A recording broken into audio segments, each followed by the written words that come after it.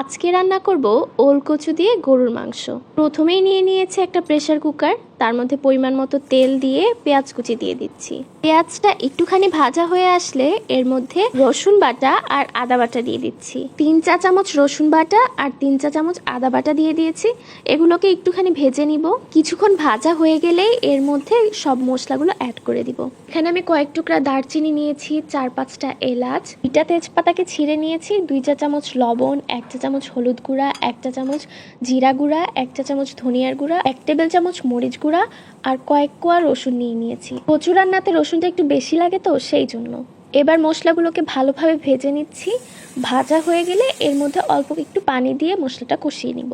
আচ্ছা, আমি এখানে গোলমরিচ গুঁড়াটা প্রথমে দিতে ভুলে গিয়েছিলাম, তাই পরে একটু অ্যাড করে দিচ্ছি। মশলা কষানো হয়ে গেলে তেল উঠা উঠা ভাব হয়ে আসলে মাংসগুলো এর মধ্যে দিয়ে দিব।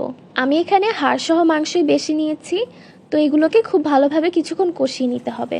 ভালোভাবে কষানো হয়ে গেলে দিয়ে দিব পরিমাণ মতো পানি দিয়ে প্রেসার কুকারের ঢাকনাটা বন্ধ করে দিব। 5টা সিটি আসা পর্যন্ত ওয়েট করব। যেহেতু এখানে বেশিরভাগ হাড়, তাই সিদ্ধ হতে একটু সময় লাগবে। 5টা সিটির পর ঢাকনা খুলে এর মধ্যে কচুগুলো অ্যাড করে দিব। কচুগুলো আগে এই মশলার সাথে খুব ভালোভাবে কষিয়ে নিব।